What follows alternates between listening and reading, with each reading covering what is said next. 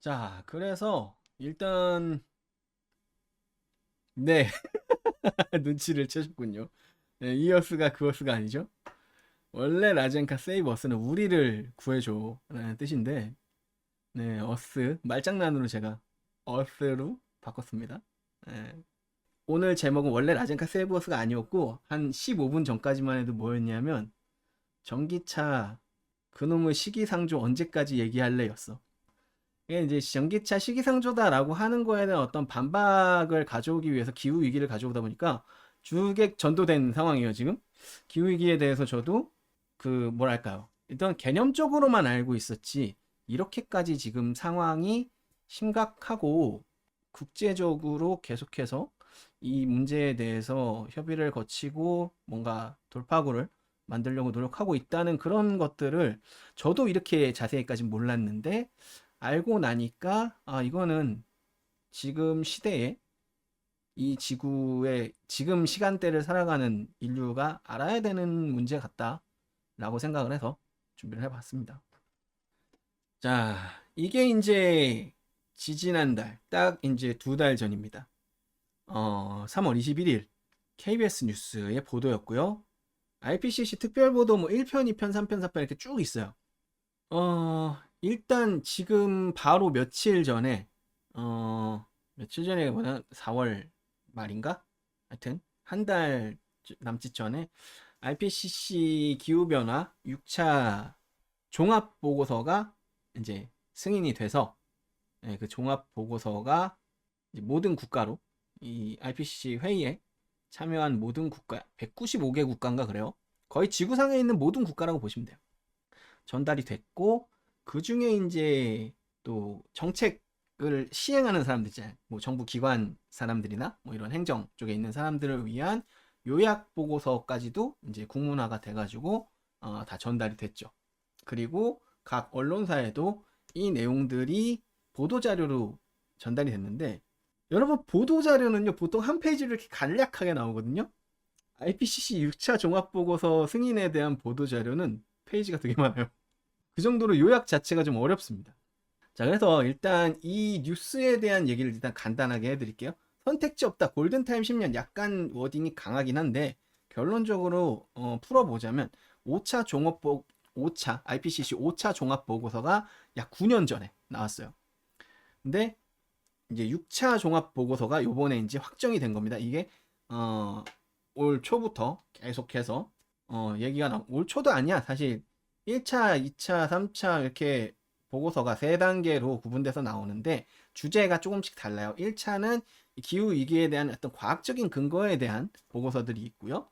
제가 아마 그 커뮤니티에 2차, 3차만 공유를 드렸을 텐데 1차 보고서도 찾아보시면 1차 보고서 1차, 2차는 지금 국문 번역본도 있어요. 그래서 1차 보고서 찾아보시면 거기에 과학적 근거에 대해서 나와 있습니다. 그래서 어떤 분이 또 제 커뮤니티에 그렇게 다셨더라고요. 자기가 서울대인데, 뭐, 서울대 교수 중에, 뭐, 8명 중에 한 명은 이거 막, 뭐, 약간 거짓이라기보다, 원래 지구는 그렇게 온도가 바뀐다. 라는 식의 워딩을 한다고. 그래서 좀, 아, 이 사람은 정말 기후위기에 관심이 없는 분이구나. 근데 꼭 그분만이 아니고, 그럼 저도 그걸 보고 느꼈어요. 나는 이걸 얼마나 알고 있지? 생각해보니까 나도 쥐뿔도 모르더라고.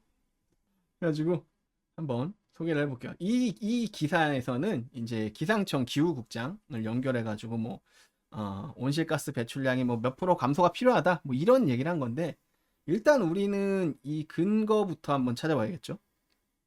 자, 이게 이제 기후위기에 대한 과학적 근거, 즉, 그 6차 회의의 첫 번째 보고서, 첫 번째 보고서의, 첫 번째 보고서 SPM이라고 해가지고 이제 정책 결정자들을 위한 요약 보고서가 따로 있습니다. 그거에 나온 첫 번째 그래프를 제가 지금 가져왔는데 얘는 같이 보시면 인간의 영향에 의해 과거 2000년 동안 유례 없이 빠른 속도로 기후가 온난화되었다라고 나오죠. 그러니까 이게 많은 분들이 이거를 심각하게 여기지 않는 분들은 야 원래 기후는 인간이 있던 없던 그 전에도 올랐다가 떨어졌다가 했어 라고 얘기를 하시는 거예요. 근데 지금 이 보고서에서는 그게 아니라는 거예요. 자, 그래서 1850년에서 1900년도 대비 지구 표면 온도 변화인데 여기 A하고 B가 있어요. 그래서 여기에 이전 우리가 여기 1년도 그리고 이게 이제 기원 후죠. 기원 후, 기원 전 그리고 기원 전 10만 년이 넘는 기간 중에 가장 온난했던 수백 년이다. 지금 거진 2020년까지 데이터가 있는데 여기 보시면 1850년부터 이 기하급수적으로 올라가요. 물론 이게 야, 그 뭐 0점 몇 도 뭐 1도 뭐 이런 게 0.5도 1도 이게 무슨 영향이 뭐 얼만큼 있겠냐라고 하지만 우리는 대기압을 기준으로 물이 어느 시점을 기준으로 예전에 수은주로 측정해 가능했던 영역을 나누어서 섭씨, 화씨를 만들었죠. 1도, 2도, 3도. 근데 실제로 우주의 온도는 그렇게 재지 않고 켈빈이라는 단위로 재죠. 켈빈 단위의 범위로 봤을 때는 저 1도 차이 섭씨 1도, 섭씨 0.5도 차이는 그 사이의 값이 굉장히 큽니다. 우리는 0.00000001 켈빈도 우리는 구분할 수 있거든요. 지금 인류가 그걸 그 차이를 측정할 수 있습니다. 그런데 섭씨 1도 뭐 이런 거는 되게 큰 숫자야. 여기서는 이렇게 나오니까 적어 보이지. 우리 인류가 얼음이 어는 그리고 물이 끓는 온도를 기점으로 이 단위를 만들어서 그런데 실제로 우주의 단위에서 보면 이게 되게 넓은 범위에 지금 심각하게 많은 온도가 변화한 거예요. 그래서 야 그러면은 저게 인간 때문이라는 이유가 있어? 이게 지구의 어떤 화산 활동이나 뭐 우주의 이제 태양계 뭐 태양의 이제 시간이 지남으로 인한 어떤 그 핵융합 양이 뭐 늘어나는 거라든가 여러 가지 문제가 있었죠. 여러 가지 주장을 해요. 그래서 또 연구를 합니다. 이 IPCC에서 연구를 해요. 어떻게? 연평균 관측치의 변화량과 인간 및 자연적 요인 그리고 자연적 요인만 따로 구분해서 그래프를 시뮬레이션을 해봅니다. 분리한 거지. 두 가지 온도가 올라가는 요인을 인간 및 자연적 요인을 둘 다 반영했을 때 관측치하고 인간을 뺐어. 거기서 인간을 뺐을 때 관측치하고 자 인간을 뺐을 땐 변화가 없죠. 태양, 화산 그래 님들이 말한 태양, 화산 넣었다 이거야. 그대로잖아. 변화가 없어요. 태양, 화산을 넣어도 자연적 요인만 반영했을 땐 지구가 온난화되지 않아요. 요 2000년이 뭐야 지금 이게 1850년부터니까 한 170년 정도의 이 짧은 기간 동안은 지구 단위에서 보면 되게 짧은 시간이잖아요. 고작 이런 시간 동안은 자연적 요인만 가지고는 온도가 바뀔 일이 없다 이거예요. 근데 실제로 우리가 관측치는 왜? 그냥 솟구쳐 이렇게. 아주 솟구쳐. 왜 솟구친다? 닌겐이 잘못했다. 그러니까 지금 기후 위기 뭐 지구 온난화 자연적인 거다 뭐 문제 없다라고 주장하는 일부 학자들이나 일부 사람들의 그러니까 그분들은 이런 IPCC라든가 뭐 파리 협정이라든가 이런 것들이 그냥 의뢰하는 국제적인 그 외교적 행사로만 생각을 하시는 거야. 그게 아니에요. 지금 이것만 해도 IPCC 회의만 해도요. 195개 국가에서 650여 명의 전문가들이 총출동해가지고 회의를 합니다. 거진 1년 가까운 회의를 해요.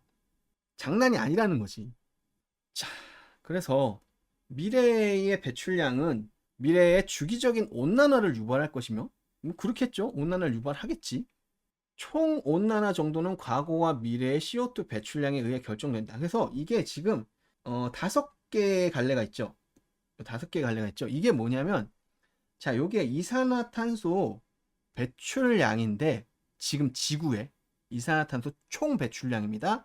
그리고 연간 2월가 있고요. CO2 앞에 G하고 T는 기가톤. 그러니까 연간 이산화탄소 기가톤 몇이에요? 40기가톤. 이만큼 나간다는 소리야. 이만큼 나가는데 시나리오를 5가지 시나리오를 만들었어요. 5가지 시나리오를 만들어서 그 시나리오대로 이행이 됐을 때의 이산화탄소 연간 배출량의 변화 추이를 예상해 본 거예요. 자, 첫 번째 시나리오 SSP 1-1.9 시나리오. 이거는 주네요. 우리가 목표한 값만큼 줄어요. 2040년 15, 20, 25, 30, 35, 40. 2040년께에 지금보다 절반 이하로 줄어들죠. 아주 이상적인 상황이죠. 우리가 목표로 하는. 그리고 두 번째 시나리오 SSP 1-2.6 시나리오. 얘는 조금 높긴 한데 그래도 얘도 45, 40년 40년께에 약간 위험하긴 하지만 그래도 줄어드는 추세고, 우리가 어느 정도 최악의 상황은 면할 수 있을 정도로 컨트롤할 수 있는 그런 그래프가 나옵니다. 그런데 그 위로 SSP2, SSP3, SSP5의 시나리오들은 반장하죠. 반장해요. 그리고 야, CO2 말고도 온실가스는 있잖아. 근데 우리가 왜 CO2만 자꾸 얘기를 하냐면 미비해요. 아주 미미하다. 아주 적다. 거의 온난화 유발, 즉 온실가스 및 온난화 유발의 거의 90% 정도의 비율을 차지하는 게 CO2예요. 그래서 우리가 단기, 중기, 장기로 시나리오를 방금 짠 거고, 방금 그 그래프들은 이런 조건으로 만든 거예요. 자, 최적 추정치는 당연히 1.5도씨고요. 단기에서 시나리오 SSP 1-1.9에서는 요 정도. 1.2에서 1.7. 이게 지금 우리가 목표로 하고 있는. 사실 우리가 목표로 하는 것보다 얘도 좀 민감한데, 어쨌든 얘는 중기, 장기까지 쭉 갔을 때 우리가 통제 가능한 수치 범위까지, 뭐 사실 여기까지도 어느 정도, 여기까지는 괜찮아 보여요. 가능성이 매우 높은 범위라서 1에서 1.8도니까 대략적으로 중간치인 한 1.4도라고 보면 될 것 같고, 여기는 2도 정도. 그러니까 우리가 지금 두 단계로 봐요. 1.5도 그리고 최악의 경우 2도를 넘어가면 그때는 진짜 인류 멸망. 1.5도 위험해.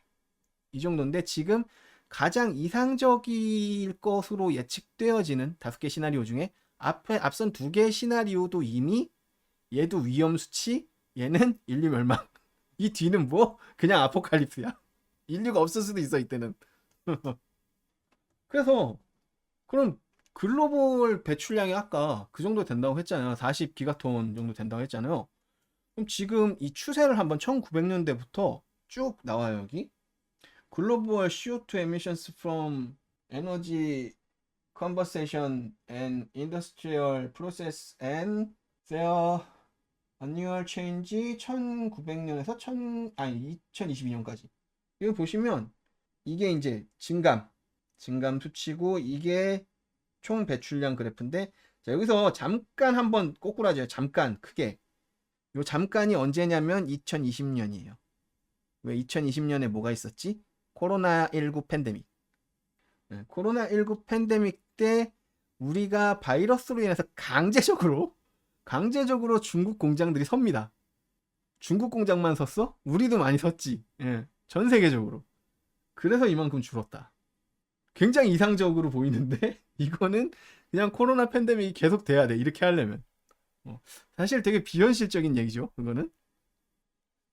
이거는 에너데이터에서 발췌한 건데, 얘는 이제 메가톤으로 표기가 됐는데, 기가톤이나 메가톤이나 같은 수치는 비슷합니다. 1등은 중국이야. 중국은 대박이야. 지네 혼자 10,000메가톤을 넘게 배출해요. 그 다음 미국, 인도, 러시아, 일본 순이에요. 1000메가톤이 넘는 애들. 이산화탄소 배출량이. 연간. 자, 우리나라는 대략적으로 600메가톤 정도 배출을 하고 있고요. 이것도 많이 늘어났어요. 그래서 우리도 줄여야 돼. 우리가 400대까지 줄여야 됩니다. 제가 요거보다 도표가 좀 더 보기 쉬운 게 있어가지고 한번 가져왔어요. 자, 국가별 배출 동향 한번 볼게요. 2020년 기준이에요. 근데 2020년은 뭐라 그랬죠? 2020년은 코로나 팬데믹 때문에 좀 줄어든 수치라 그랬지. 자, 이게 줄어든 거야. 이때 어떻게 줄어? 우리나라 500대로 줄었네? 그죠? 많이 줄었죠. 얘네는 별로 안 줄? 아니네. 이게 앞에 숫자가 워낙 커서 별로 안 줄은 것 같은데 줄은 거야. 자, 중국이 전 세계 CO2 배출량의 30%를 차지해요. 미국이 13.5%. 그러니까 쟤네 둘만 사라져도 이 사실 문제가 해결된다. 기후위기 문제가 중국, 미국, 인도, 러시아, 일본만 사라지면 해결된다. 커트라인 일본까지 잡을게요. 왜냐면 쟤네까지가 1000메가톤이 넘잖아. 응? 그래서 자, 우리나라는 1.7%야. 그러니까 우리나라에서 아무리 아껴봐야 전 세계 CO2 배출량을 좌지우지 못합니다. 우리나라에서 절반을 줄인다? 그러면 몇 프로? 0.85% 줄일 수 있는 거야. 전 세계 CO2 배출량. 자, 근데 2016년부터 이제 파리 협정 이후에 주요국 추세, 감소 추세를 보이는. 물론 이 그래픽에서도 보면은 코로나 영향으로 이제 코로나 때문에 그런 거지 그게 인더스트리 영향이 아니니까 2020년은 빼겠다라고 한 거예요. 그래서 보시면 독일, 일본, 프랑스, 폴란드, 멕시코, 영국, 이탈리아, 대만, 브라질, 사우디, 대한민국은 일단 다 감소하는 추세입니다. 일단 감소는 하고 있어. 다만 감소율이 좀 더 극적일 필요는 있다. 아직 너무 적다. 그 와중에 독일의 감소율이 높은 이유는 독일은 이제 발전 쪽에서 많이 그 초창기부터 희한한 게 얘네들이 전기차는 삽질을 그렇게 해야 됐는데 신재생에너지 발전 쪽에서는 초창기부터 굉장히 두각을 나타내면서 앞서갔습니다. 근데 전기차하고 시너지 인프라 구조하고 뭐 스마트 그리드, 마이크로 그리드 이런 영역에서 시너지가 나야 신재생에너지 발전에서 전기차하고 시너지가 나야 더 저게 극적으로 줄어들 텐데 독일은 전기차를 말고 있고 그래도 일단 자동차 뭐 조금 몇 대 바뀌는 규모보다는 발전 영역에서 바뀌는 규모가 훨씬 크기 때문에 그래도 독일이 좀 잘하고 있습니다. 자, 그 다음 증가를 보이는 국가들이죠. 베트남, 인도네시아, 말레이시아, 필리핀, 인도, 알제리, 중국, 남아프리카, 캐나다, 러시아, 미국입니다. 주로 개발도상국들이고요. 미국과 캐나다, 러시아가 껴있는 이유는 러시아는 뭐 그렇다 치고 캐나다, 미국 같은 경우는 그냥 얘네는 자원이 너무 풍족해서 아무 생각 없이 써 그냥. 여러분 우리가 미국 차를 그동안 뭐 미국 차가 좋은 건 장거리 운전에 좋고 직진성 좋고 셰시가 튼튼합니다. 그거 빼고 다 안 좋아. 특히 제일 안 좋은 게 뭐예요? 미국 차가? 미국 차면 뭐? 연비가 똥이야. 연비가 정말 안 좋아요. 연비가 왜 안 좋냐? 연비를 좋게 만들 이유가 없거든.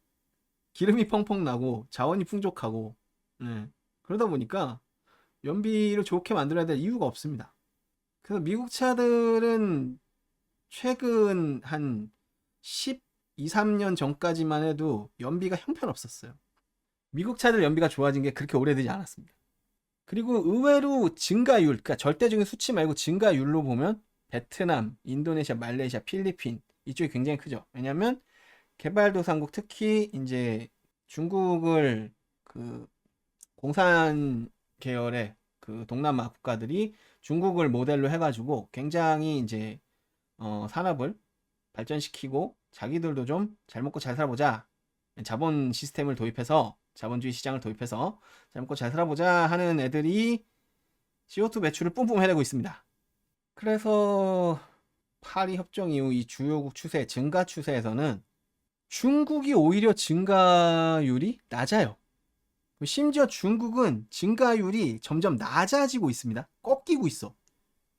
중국은 생각보다 잘 하고 있지만 좀 더 극적인 변화가 필요하다. 그래서 제가 산업군에서의 전기차의 기술 발전이나 어떤 브랜딩, 뭐 중국의 어떤 인지도, 중국이란 국가의 브랜드 파워, 신뢰도 이런 거는 제가 지적을 하지만 아직 멀었다.